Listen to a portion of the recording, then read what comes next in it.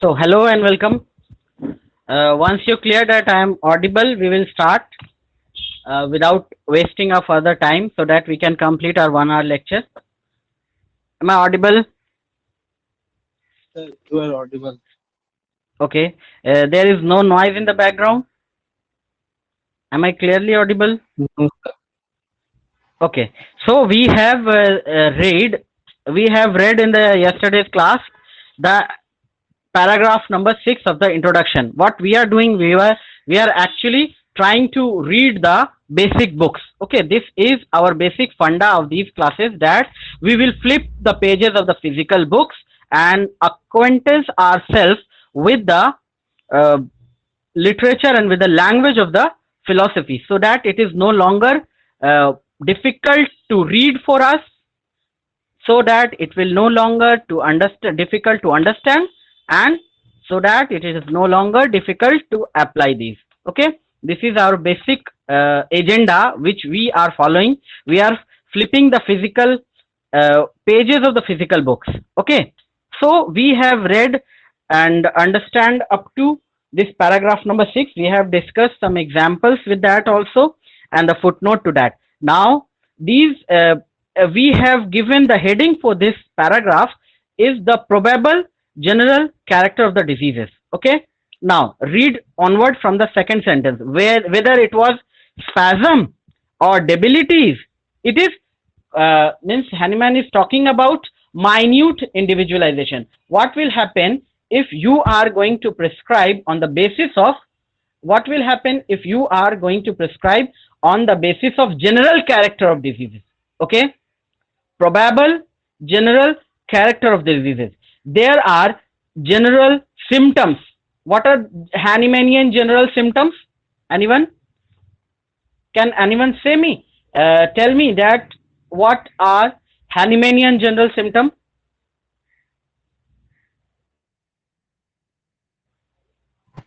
We have Sir, read about the us, evaluation of disease during. हाँ yes,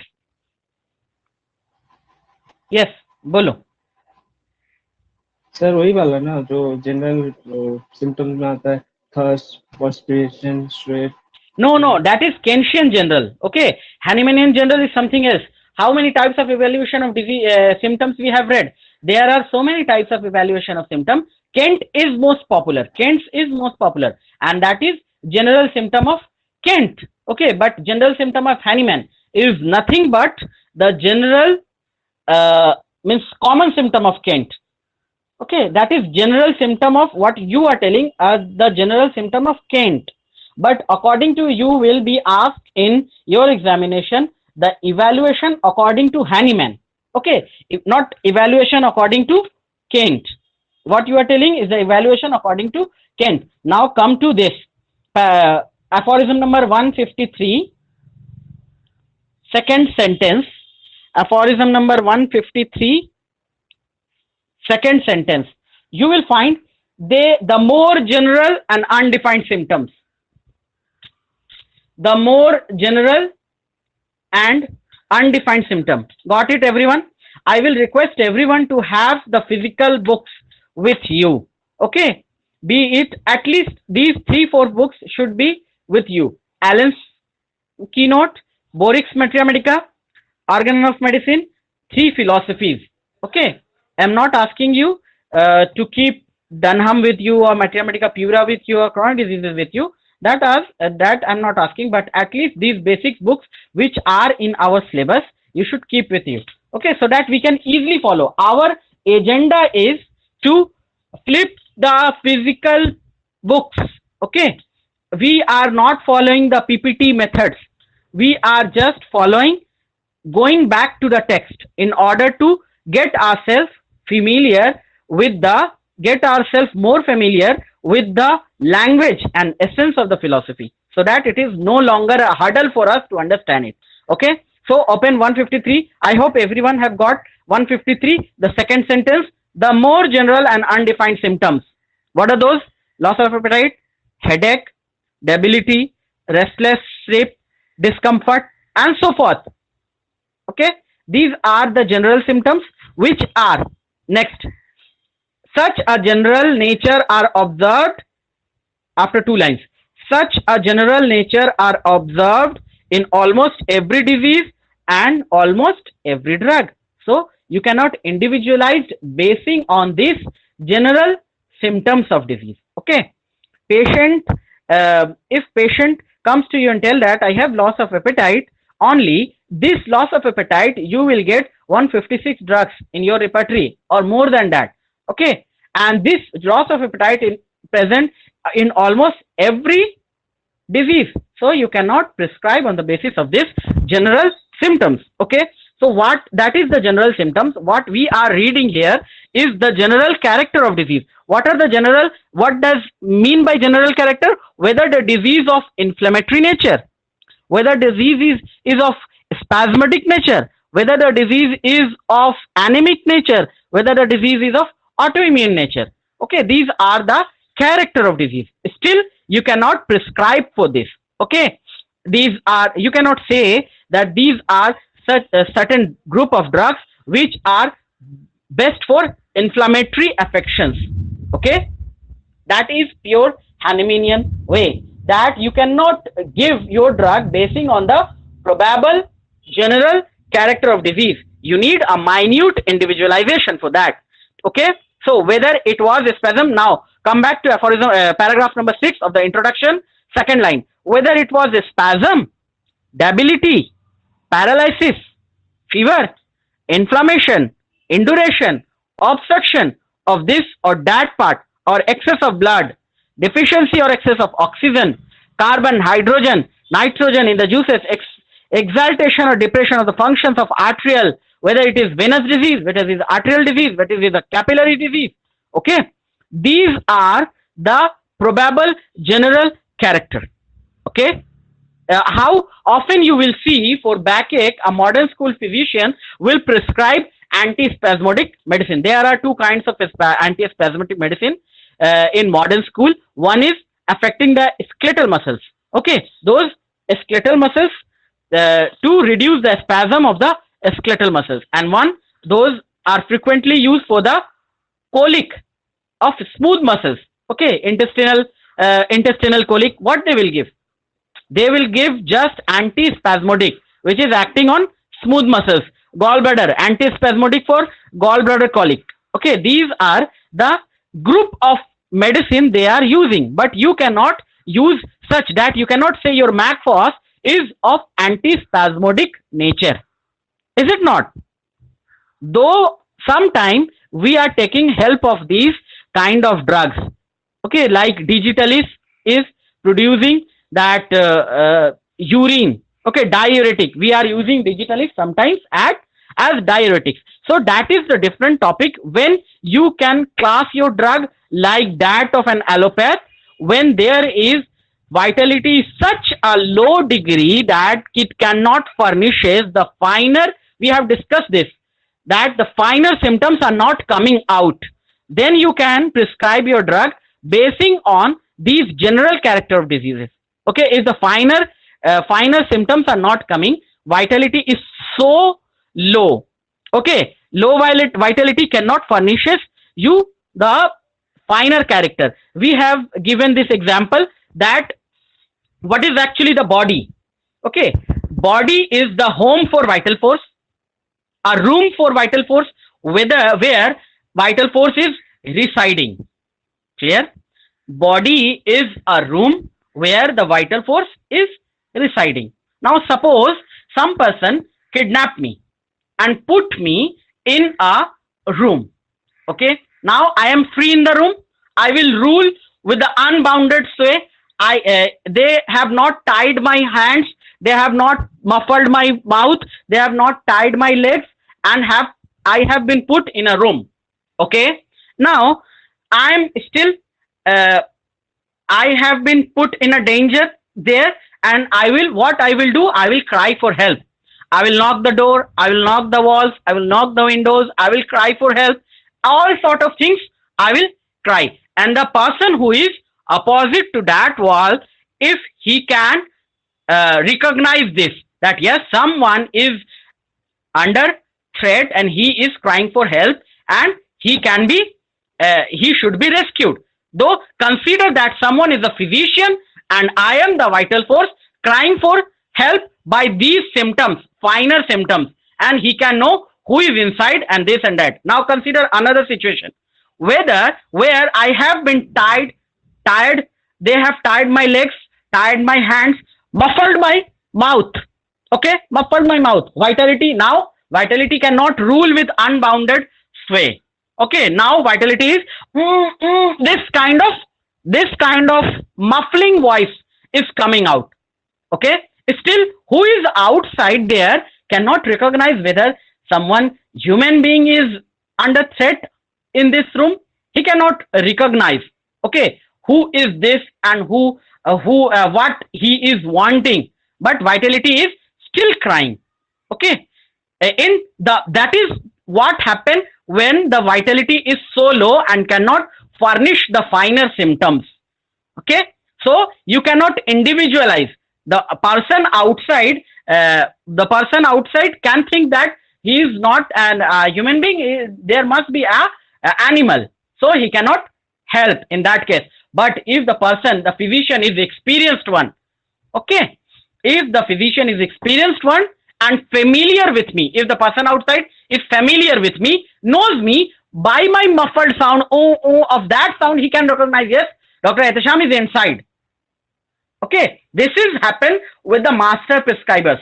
They can recognize the drug even the vitality is so low by their experience, because they are so much familiar with the drug and so much familiar with the vital force that they understand what is the cry for vitality. Okay, so individualization is always possible everywhere.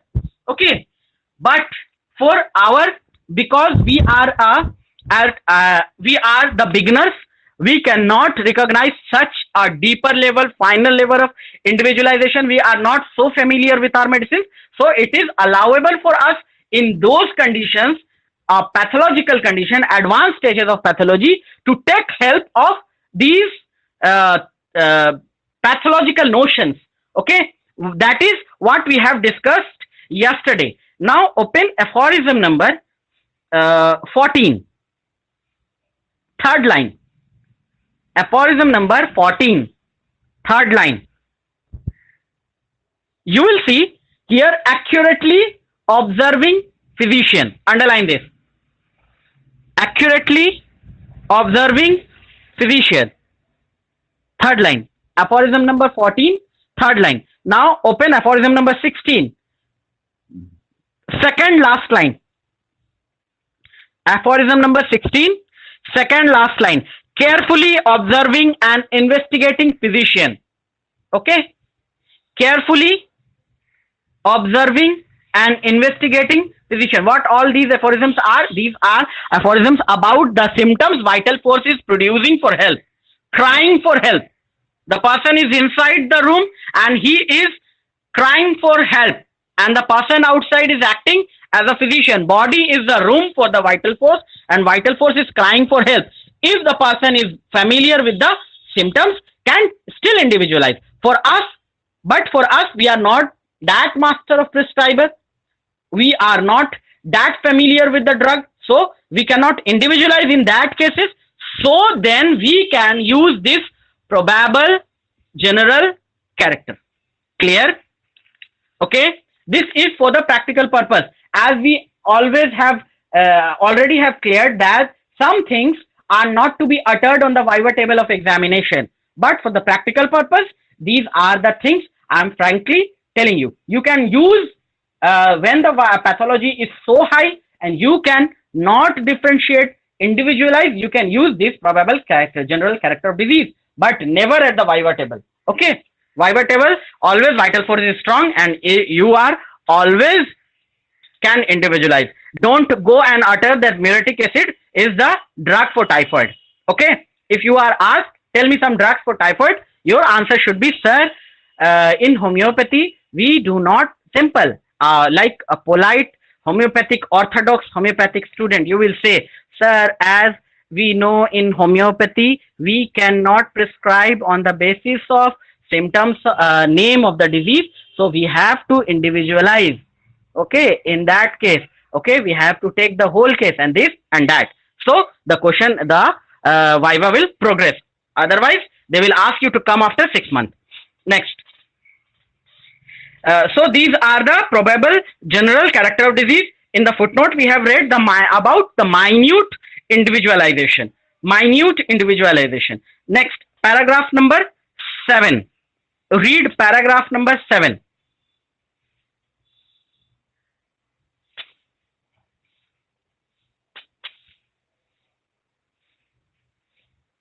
Read paragraph number 7. Anyone, please volunteer yourself to read.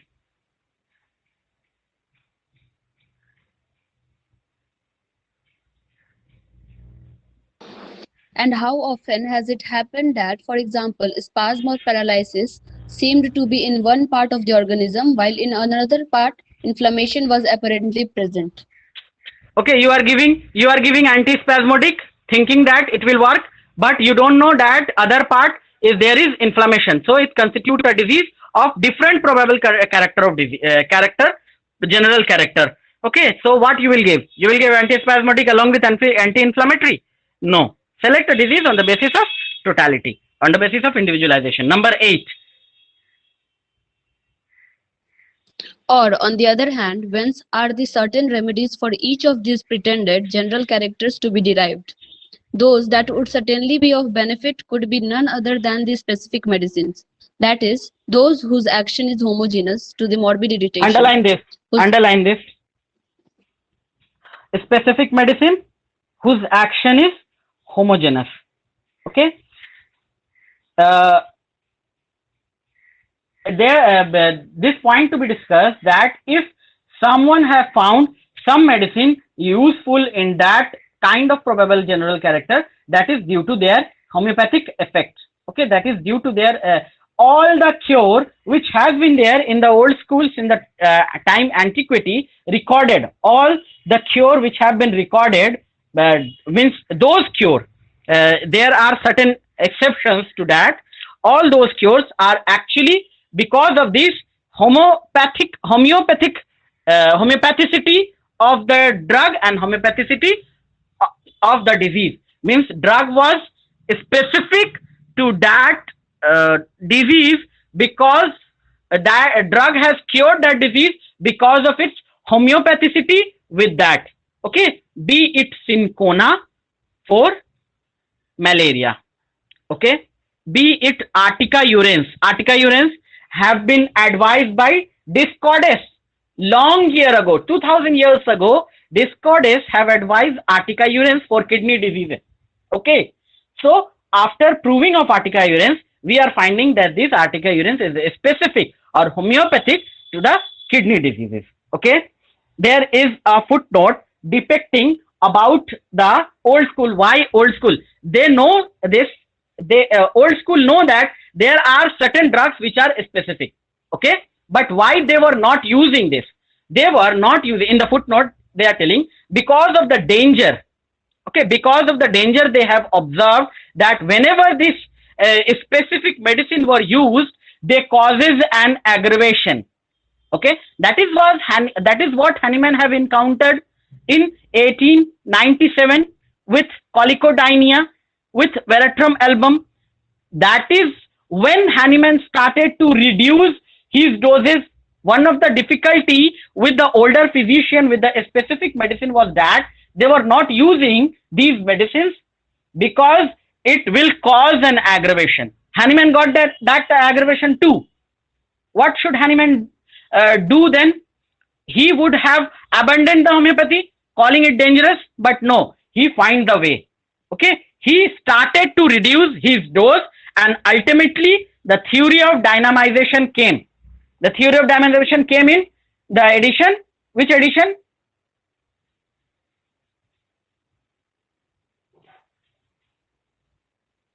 Which edition? Theory of dynamization, doctrine of dynamization came in which edition? In 5th edition. Fifth edition. Very good. Open Dudgeon's preface. Open Dudgeon's preface. Dudgeon's preface. Translator's preface by Dudgeon. You will get everything in this book, cover to cover. You will get all your answer herein. Translator's Preface. Have you opened? 5th edition, Translator's Preface. Dozen. You will get first paragraph, last few lines. Translator's Preface by Dozen. Okay. You will see vital force occupies quite a different and much more important position in regard to disease and its cause and cure. Next to that, the doctrine of dynamization of medicine by the pharmaceutical processes peculiar to homeopathy, which had only been hinted in previous edition, is this edition distinctly stated. So doctrine of dynamization came in 5th edition. Okay. So specific medicine, and we have discussed the footnote also. Now read next.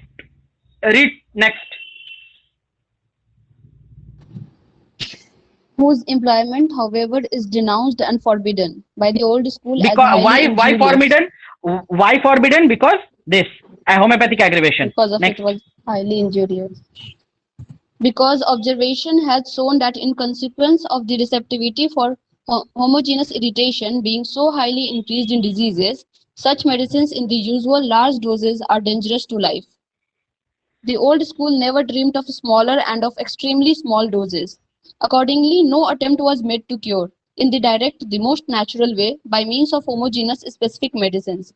Nor could it be done, as the effects of most of medicines were, and continued to remain, unknown, and even had they been known, it would have been impossible to hit on the right medicine with such generalizing views as were entertained.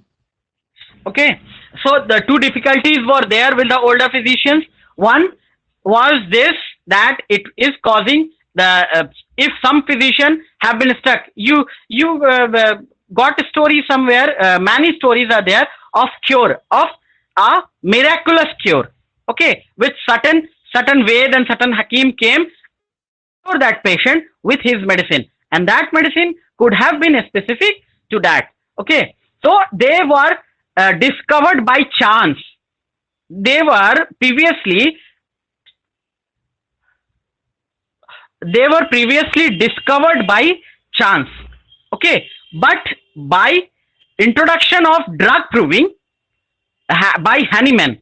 Okay, one more thing Hahnemann does with that homeopathy, that he proves the drug on human being to know their specific action, so that they have a ready-made materia medica of symptoms to be applied with the symptoms of disease. So drug proving, the previously physicians were not doing so. So that was by chance that they are discovering here and there, now and then, some specific medicine. But with the introduction of drug proving, we are discovering all the homeopathic symptoms, all the symptoms of a drug, and so that the condition in which these drugs can be used. So this is para number chapter, means all first chapter is closed here. Just give a straight line after this paragraph. First chapter, there are total 3 chapters in Tolecosm, and first chapter of Tolecosm is closed here. Next, Tolecosm chapter, means chapter in the section of Tolecosm, paragraph number 9. Paragraph number 9. However, perceiving that it was more consistent with reason to seek for another path, a straight one if possible, rather than to take circuitous courses, the old school of medicine believed it might cure diseases in a direct manner by the removal of the imaginary material cause of disease. For two physicians of the ordinary school... Stop. Here, if you can imagine here that there is certain material inside and you can cure, so you can remove it and so you can cure it. Okay, old school physician thought in same manner. Still it is the notion, materialistic notion of disease, that there is something material inside which is causing disease, and the removal of what? Removal of that will cause. There are certain theories we have read. There is excess oxygen, there may be a deficiency of this blood, there may be deficiency of this element, and can be replenished with there is also a theory. One philosophy is Tolecosm, other philosophy is nutrition. You will definitely have heard about the nutritional medicine. Okay, naturopathy, where people are being treated with the food only, okay, with the food elements only. That is another part, naturopathy, that is nutritional treatment. These things are also a part of theory, that there is a theory that there is an excess of oxygen in our body, and you should means you should remove it, or excess of nitrogen, deficiency of nitrogen in there. These are the other theory of old school are operating. Some are still followed and some have been discarded long ago. Okay, but this trolecosm theory philosophy, that there is something material inside, and in order to cure you have to remove that material, is still being followed. Okay, and this is to a common man, common thinking man, think commonly. Okay, that is, there is something which is sickening the body, and if you can remove that, you will be okay. Okay, this is straightforward. If you're thinking, it is straightforward, but for that you need to know what is causing the disease. Whether you have, whether you are having actual, you are striking actual cause, then remove. The actual cause was in the footnote of para 1. Hahnemann have discussed the para second or fifth, sorry, fifth para footnote. Hahnemann discussed causa chronicum.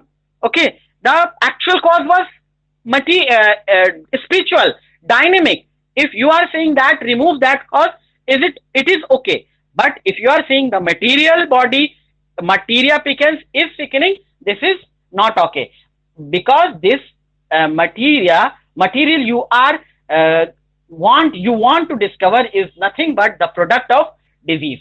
Okay, however straight it may be, but you are at fault because you cannot discover the actual cause.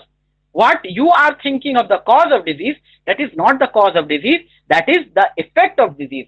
There are succession of cause and effect that may produce some effect also, but this cause itself is an effect of some another cause, and discover that and mind it, that is something spiritual of nature, that is something of dynamic nature. That is why the greatest number of disease, we have underlined that in para 5, the greatest number of diseases are of dynamic nature. Okay, beside those which are mechanical. Now tell me some surgical diseases. I have asked previously also. Now tell me from present understanding, what are the surgical diseases? Tell me, according to a homeopath.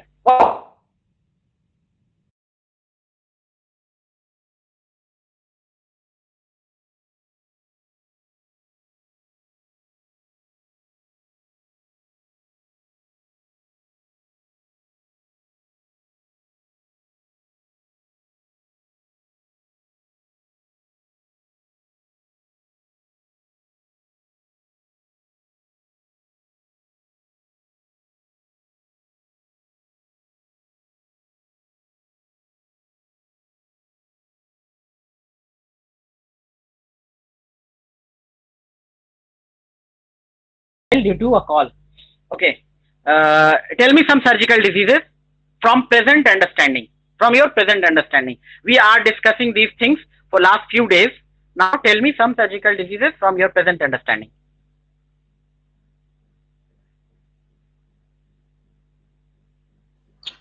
Fracture, sir. Huh? Fracture. Fracture. Okay, fracture. Start from the fracture injuries. Okay, which are from true mechanical causes. Foreign bodies in the cornea, foreign bodies in the ear, foreign bodies in the throat. These are actual true surgical diseases needing mechanical aid, and that is what we have discussed with ascites and pleural effusions. That are the advanced level answer. Okay, we will discuss it again somewhere at some point of time. Okay, now go on reading.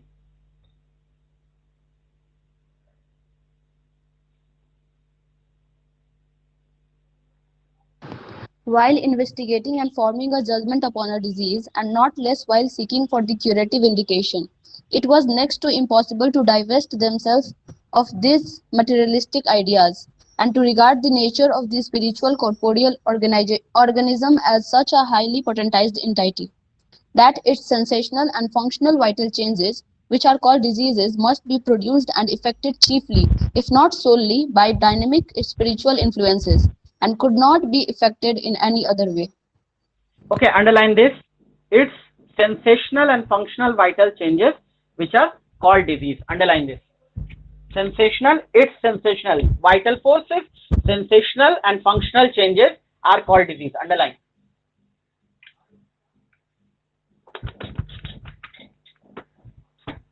Now,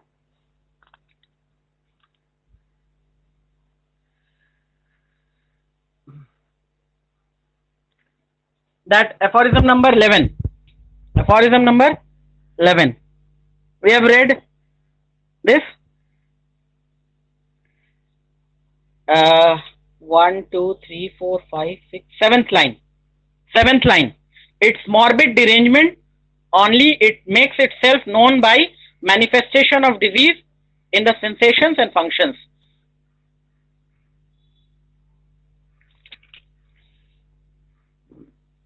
Number 14. Number 14. Aphorism number 14. Second line. Make itself known to the accurately observing physician by means of morbid signs and symptoms. Okay.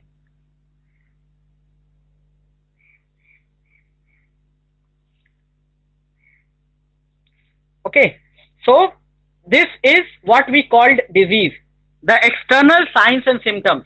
Hahnemann is not denying that there is something going on inside also, but that is impossible for us to know. Okay? That is impossible for us to know. Now I want you to open aphorism number 12, footnote. Aphorism number 12, footnote, and read it.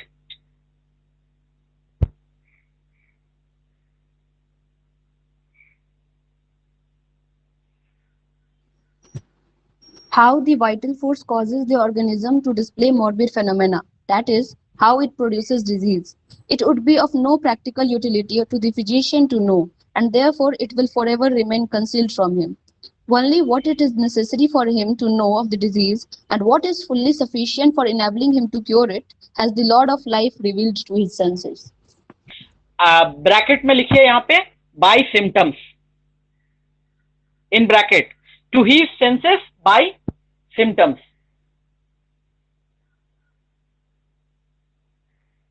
Okay, by symptoms. So morbid phenomena, knowing how this is being produced is of no use for physician.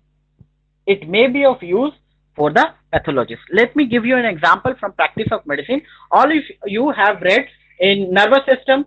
Nervous system is the most difficult subject, difficult chapter in the practice of medicine. All of we know, and there comes a question about headaches and their pathophysiology of headache. What are the pathophysiology of headache? What are the pathophysiology of headache?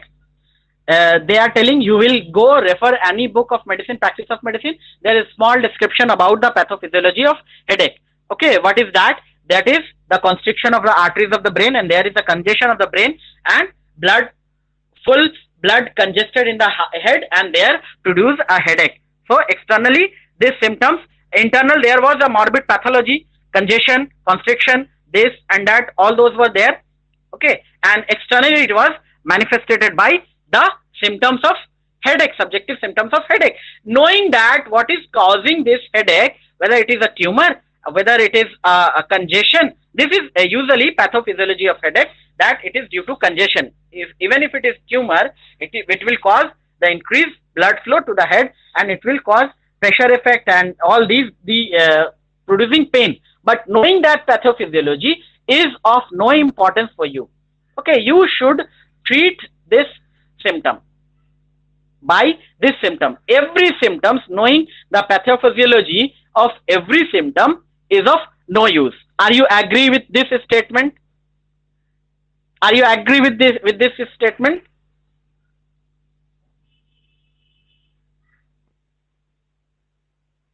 Now I have given a statement that knowing the pathophysiology of each symptom knowing the pathophysiology of each symptom, that how it is being produced is not necessary for us as a homeopath. Are you agree with this or disagree? No, sir. As a physician, we should know. Okay, every physician should know. Why? Sir, it will help in the diagnosis. Now, we also need the diagnosis part. Okay तो diagnosis से क्या होगा तुम्हारा? Diagnosis से क्या हो जाएगा? Are you Common prescribing on the symptoms, basis of uncommon diagnosis? symptoms. Are you prescribing on the basis of diagnosis? No, no, sir. Common symptoms और uncommon peculiar characteristic symptom में हम define कर पाएंगे that this is the Okay. common symptom to this disease. Okay, this is the common symptom for this disease. Then you won't prescribe on I that will common prescribe symptom. on the peculiar symptoms. You will prescribe, and in every case, you will get that peculiar symptom. Yes. No, sir. Not in Huh? every case. Then, No, sir. Sir, Just we discuss now where we are not finding any means the vitality is not showing those peculiar symptoms, not able to show, but those general symptoms are shown. We have so to we prescribe are on that. partly agreeing with this statement of Hahnemann, because at the time of Hahnemann, so we are partly agreeing with this statement of Hahnemann for our class purpose, okay? For not on the Viva table. Remember always, these are the practical classes for the clinical utility, and these are where we are differing from Hahnemann. We should not differ from Hahnemann at the Viva table, okay? You will say that yes, there is no practical utility of knowing the pathophysiology of each symptom. Okay, actually we are partly agreeing with this symptom, with this statement of Hahnemann. We have given examples of ascites. Ascites was so patient comes with breathing distress. Okay, ascites is accumulation of fluid in the peritoneal cavity. Okay, and there was so much ascites that it is causing breathing distress. You cannot cure this breathing distress because it is a mechanical symptom due to ascites. So knowing the pathophysiology of that, knowing the pathophysiology of your breathing distress will help you to prescribe. Okay, you should partly agree. At the time of Hahnemann, this pathology was not that much advanced that each and every subtle changes in the body can be known. Now it is known to us very much. So try to know that, and in the 60% of for 70% of cases, you won't need pathology to prescribe upon. Okay, symptoms are there, peculiar symptoms, whether it is whatever totality is coming, you prescribe on that. It will take care of the pathology. Okay, care. Next.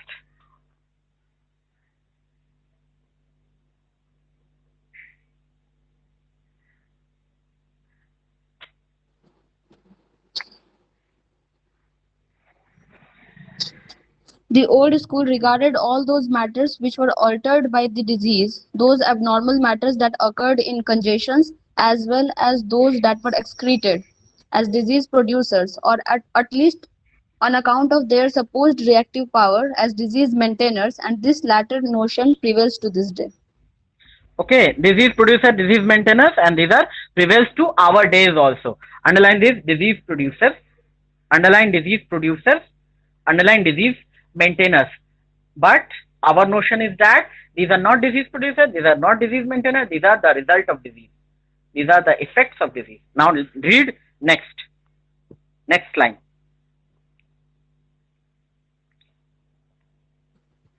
Hence, they dreamed of effecting casual cures by endeavoring to remove this imaginary and presumed material cause of disease. Hence, their assiduous evacuation of the bile by vomiting in bilious fevers, their emetics in cases of so-called stomach derangements, their diligent purging away of the mucus, the lumbrici and the ascarites in children who are pale-faced and who suffer from ravenous appetite, bellyache and enlarged abdomen, their venesections in cases of hemorrhage, and more especially all their varieties of bloodlettings, their main remedy in inflammations, which they now, following the example of well-known bloodthirsty No. Parisian. So stop here. Now stop here. We are going too much things to be discussed here. I don't think that this will covered in this class. Now, up to venesection and hemorrhages, venesections and hemorrhages are bloodletting have been discarded, and for us it is of no practical use. These are all means historical importance. Whatever Hahnemann have written here in the venesection and bloodletting are not being used now. Okay, leeches are not being used, venesections are not being used in modern day practice, but these bilious fever, they use sometimes in stomach derangement. They advise the emetics or those things which produces vomiting. Okay, so you will get a long footnotes here. You will get many long footnotes here. Footnote number 2. Footnote number 2. Read footnote number 2. In a case of sudden derangement of the stomach, with constant disgusting irritations with the taste of vitiated food, generally accompanied by depression of spirits, cold hands and feet, etc., the ordinary physician has hitherto been in the habit of attacking only the degenerated contents of the stomach. A powerful emetic should clean it out completely. This object was generally attained by tartar emetic with or without ipecacuanha. Does the patient, however, immediately after this become well, brisk and cheerful? Oh no, such a derangement of the stomach is usually of dynamic origin, caused by mental disturbance, grief, fright, vexation, a chill, overexertion of the mind or body, immediately after eating, often after even a moderate meal. Those two remedies are not suitable for removing Underline this these. dynamic Underline derangement. these. These are underline derangement of stomach, underline dynamic origin, underline mental disturbance, underline chill, overexertion of the body and mind immediately after eating, often after moderate meal. These are the things which usually derange stomach. You can add loss of sleep also. Okay, next.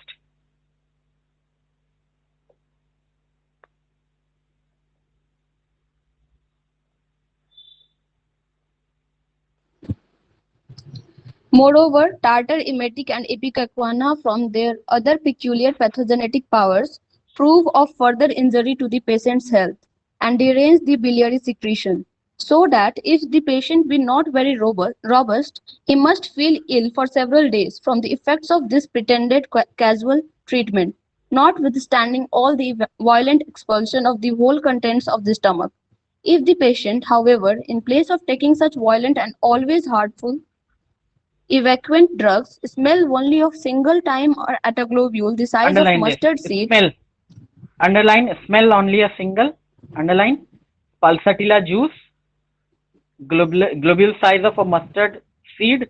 Underline pulsatilla, stomach derangement.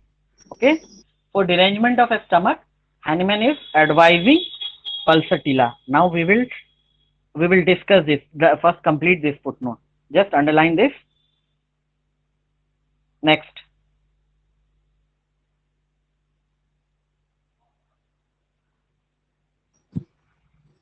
whereby the derangement of his health in general and of his stomach in particular will certainly be removed. In 2 hours he is quite well, and if the eructation recur once more, it consists of tasteless and inodorous air. The contents of the stomach cease to be vitiated, and at the next meal he has regained his full usual appetite. He is quite well and lively.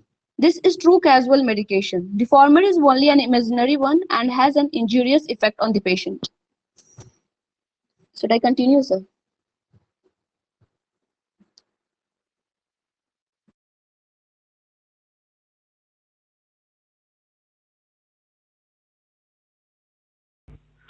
We were disconnected for a time being due to call. Okay, read it again. Whereby the derangement of his health in general and of his stomach in particular will certainly be removed.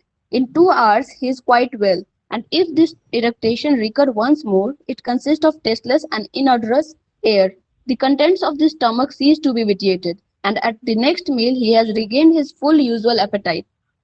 He is quite well and lively. This is true casual medication. The former is only an imaginary one and has an injurious effect on the patient. Underline this, true casual medication. The former was also a casual medication, but that was injurious, thinking that there is something material inside which should be evacuated. Okay, so derangement of stomach, advising pulsatilla. Next, this is the question for MCQs also in your MD entrance examination. What Hahnemann have advised for the derangement of stomach. Now, next, after these things, now next, a stomach overloaded with indigestible food. Even a stomach overloaded with indigestible food never requires a medicinal emetic. In such a case, nature is competent to rid herself of the excess in the best way through the esophagus by means of nausea, sickness, and spontaneous vomiting, assisted, it may be by mechanical irritation of the palate and fauces, and by this means the accessory medicinal effects of the emetic drugs are avoided. A small quantity of the coffee expedites the passage downwards of what remains in the stomach.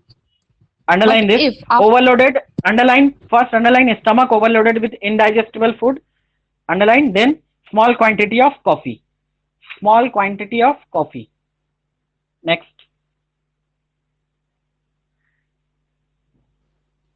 But if, after excessive overloading of the stomach, the irritability of the stomach is not sufficient to promote spontaneous vomiting, or is lost altogether, so that the tendency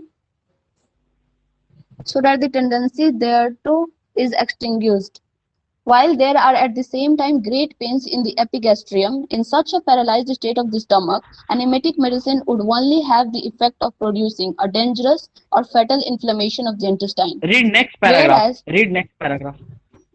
That is okay with a coffee only. Okay. This next paragraph. okay, even the acrid gastric acid, to irritations of which patients with chronic diseases are not infrequently subject, may be today violently evacuated by means of an emetic, with great suffering and yet all in vain. For tomorrow or some days later, it is replaced by similar acrid gastric acid and then usually in larger quantities, whereas it goes away by itself when its dynamic cause is removed by a very small dose of high dilution of sulfuric acid. Underline this, Or acrid gastric acid and then sulfuric acid. Sulfuric acid. or still Next. better if it is of frequent recurrence, by the employment of minutest doses of antisoric remedies corresponding in similarity to the rest of the symptoms also. Underline this. And Underline this. Antisoric remedies. Okay.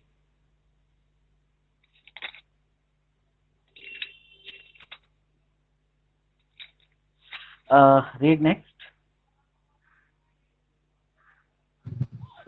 and of a similar character are many of the pretended casual cures of the old school physicians, whose main effort it is, by means of tedious operations, troublesome to themselves and injurious to their patients, to clear away the material product of the dynamic derangement.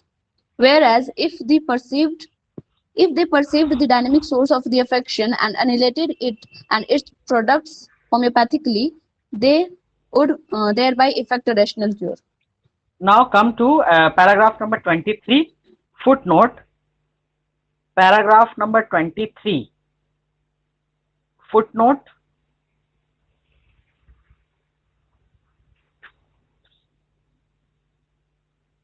Sixth line, where Hahnemann is advising about male fern root for this tapeworm.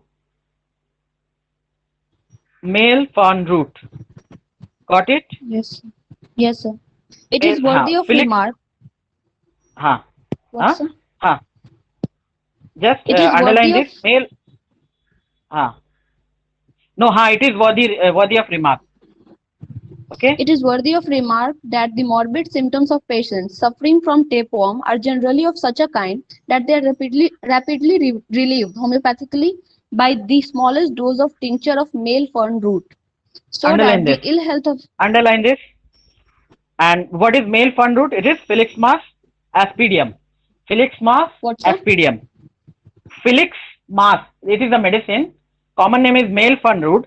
You will find Felix mass, Filix, Felix mass aspidium.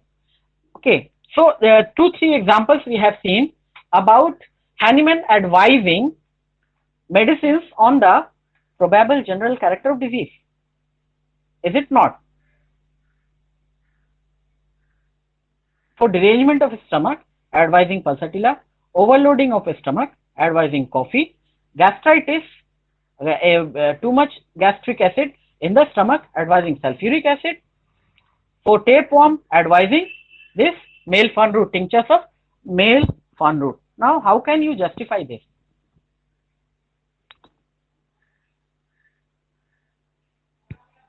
Can you justify this?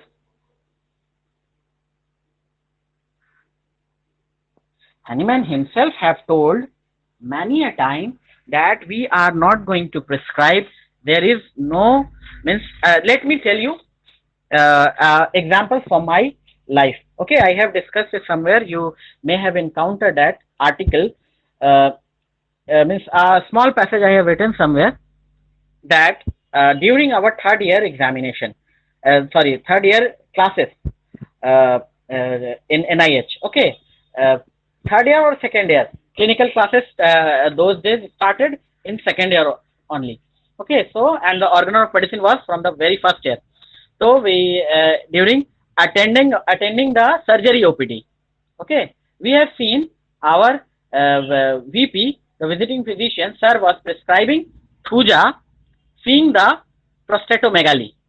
Okay, Thuja was prescribed, seeing prostatomegaly. We are we were a student at that time. Means we are there to learn. We ask, why, sir? Why you have prescribed this Thuja? Sir told, in spite of we have with all our this case taking, we went there with all our case taking to sir, and sir prescribed Thuja.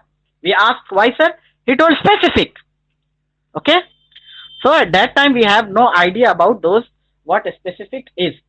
We think that okay, a specific means a particular disease condition, a particular medicine. So Thuja must be a specific for prostatomegaly. We have learned one thing. Okay, next class was of Organon. Okay, and in Organon our teacher discussed a specific.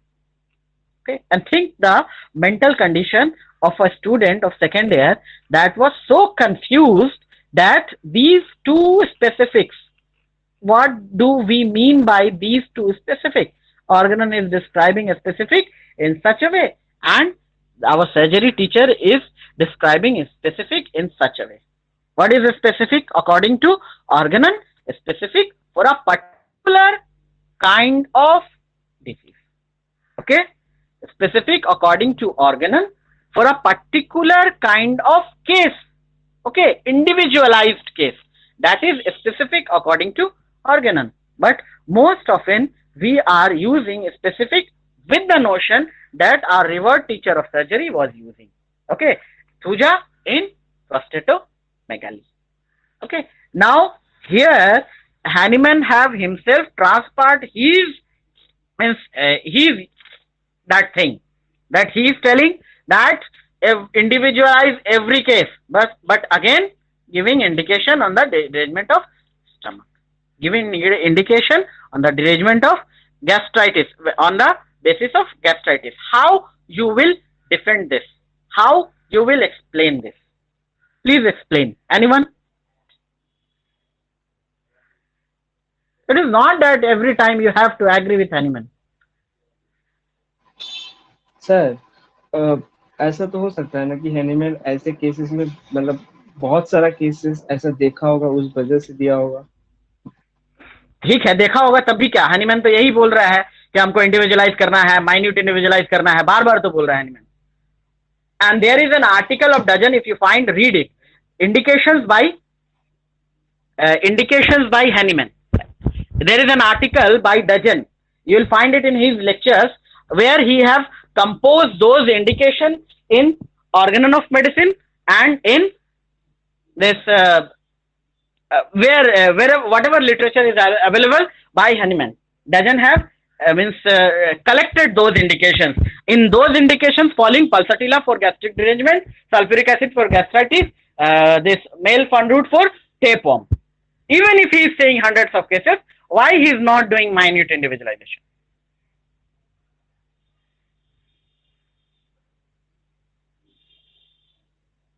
Tell me. Tell me. No sir, Handyman पगला हो गया था थोड़ा सा, तो वो कभी कभी बोल देता है. Okay. You can tell me this also, because I am not your examiner, the orthodox examiner of Organon. Okay, you can tell me this also. You need not to defend Handyman always. We will discuss this point. Think of your answer. Okay, and we will discuss it in next class. Think of your answer. This is the task I am giving you of thinking. What Handyman's father was giving him, the task on thinking. Okay, so he have developed his faculty of thinking. Think over it. And if you find that article by, if I found that article by Dajan, I will share with you. Okay, and if you find the article that share with in the group. Okay, that article, maybe you will find the theory and practice of Dajan, theory and practice of homeopathy by R.E. Dajan, or maybe you will find somewhere on the internet.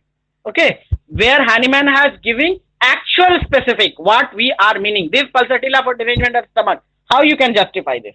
Actual specific indications by Handyman. Okay, just think over it, and we will discuss it in next class. Now tell me if you have any question. We will discuss in next 5 minutes time. Sir.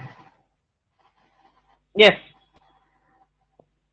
Sir एक कहीं पे मैंने पढ़ा था कि अगर partially similar और non similar drug prescribe किया जाए तो it happens that the manifestation of the symptoms changes but the nature of the disease remains same. इसका मतलब क्या है? कहाँ पे पढ़े थे? पता नहीं, केंट या एमएम में पढ़ा था, भूल गया. कहाँ पढ़े थे? कोई नेचर ऑफ डिजीज. हाँ, nature of disease changes, nature of disease remains the same and indication changes. This is nothing but the case where we are prescribing on the basis of one-sided diseases. Okay, one-sided diseases, you are getting so few symptoms, you will prescribe over that symptoms, and some symptoms will come up from within. Okay, disease will not change, but some new symptoms will come. You don't know whether these new symptoms are due to of medicine or because you have raised the vitality of the patient to such an extent that the vitality is producing another group of symptoms. That is one-sided disease. We will deal with it when we are coming to the one-sided disease. There are two obstacles. Handyman have told that there are few remedies. Number one, there are few remedies at that time, Handyman's time. Now we are having around 5,000 remedies with us. So that matter have been solved. When the remedies are less, how to prescribe? When the symptoms are less, how to prescribe? This is what we are doing. We are matching the symptoms of the disease with the symptoms of materia medica. So we are lacking the remedies. Now we are not lacking the remedies. We are lacking the symptoms, how to prescribe and how to deal with that. Okay. So we are prescribing on only few symptoms. Then that medicine will bring out some inner symptoms. Okay. Some constitutional symptoms will come out.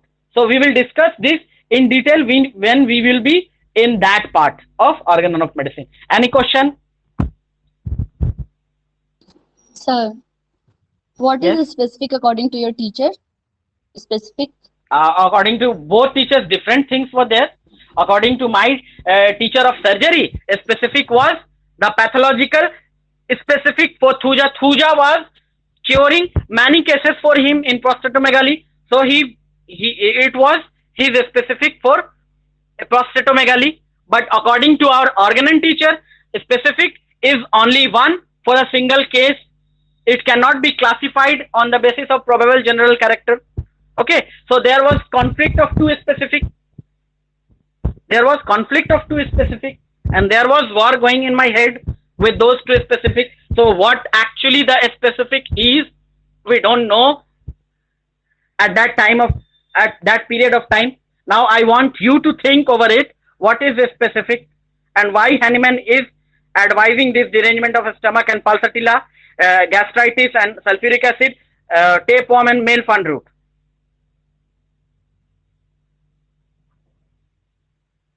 Okay, sir.